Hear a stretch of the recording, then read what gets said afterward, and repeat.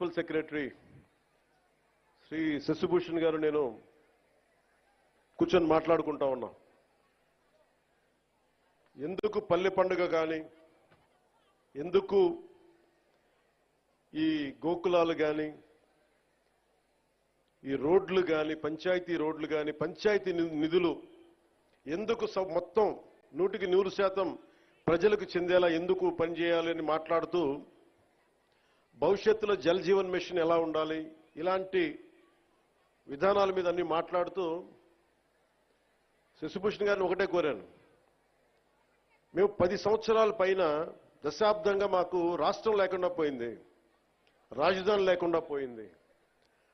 అందుకని మేము కమిటెడ్గా ఉన్నాం. మేము ఇలాంటి రాష్ట్రానికి నేను మీ నుంచి కోరుకుంది ఒకటే, మీరు మనస్ఫూర్తిగా మీరు సహకరించమని ప్రతి అధికారిని కోరుకున్నా అని ఆ సందర్భంలో ఒక విషయం తెలియజేశాను.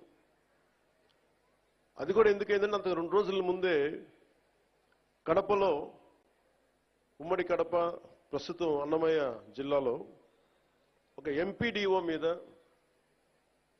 గత ప్రభుత్వ నాయకులు దాడి చేస్తే ఆ ఎంపీడీఓ గారు జవహర్ గారిని పరామర్శించడానికి వెళ్ళాను.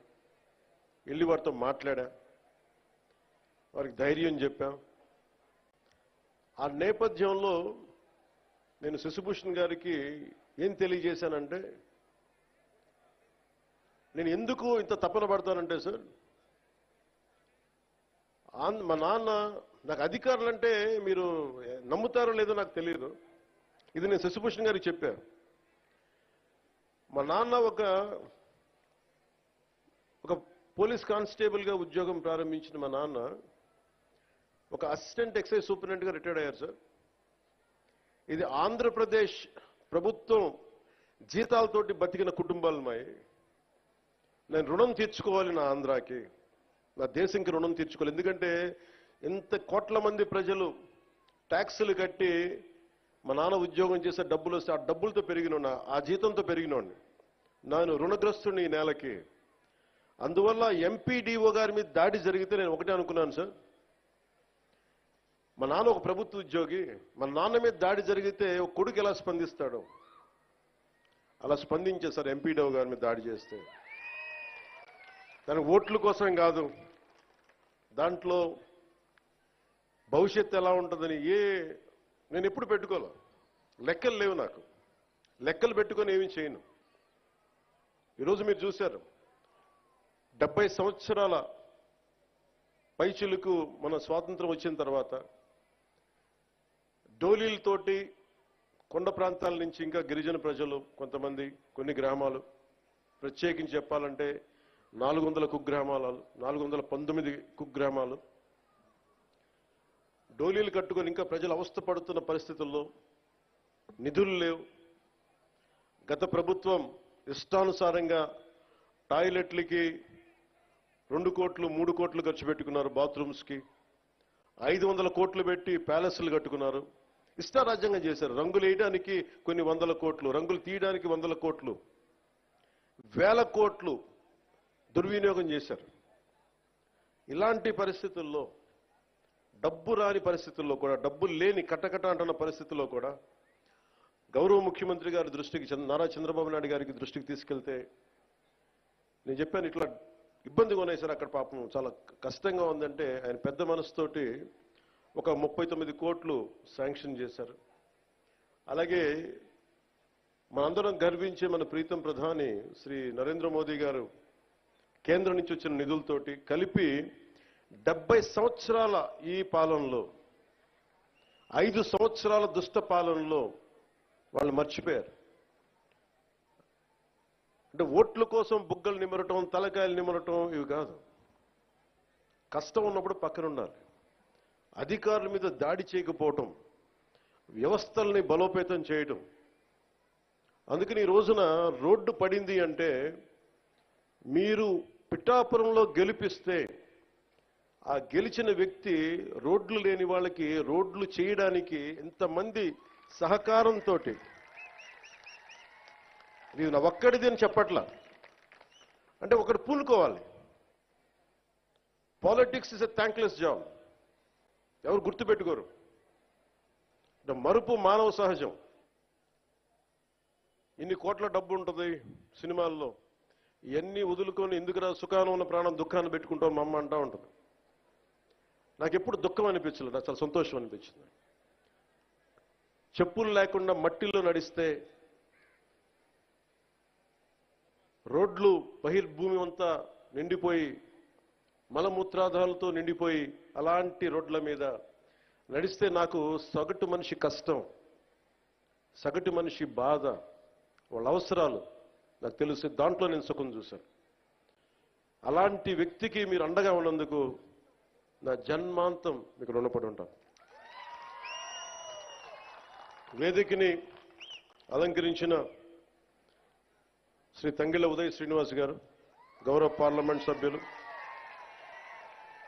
శ్రీ శశిభూషణ్ గారు, principal secretary Panchayati Raj and rural development, Shrimati Varavula Satyaprabha గారు, ఎమ్మెల్యే ప్రతిపాడు, శ్రీ తొట్టా సుధీర్ గారు, చైర్మన్ సివిల్ సప్లైస్ కార్పొరేషన్, అలాగే ఎస్విఎస్ వర్మ గారు, Shri M Krishnateja, director Panchayati Raj and rural development, Burra Krishnaraju గారు, అలాగే ఏదైనా ఒక పని చెప్తే ఆగ మేఘాల మీద యంత్రాంగానంతా ముందుకు తీసుకెళ్లే మన ప్రీతమ కలెక్టర్ శ్రీ షణ్ముఖ్ గారు, అలాగే ఎస్పీ పాటిల్ గారికి మనస్ఫూర్తిగా నా హృదయపూర్వక నమస్కారాలు.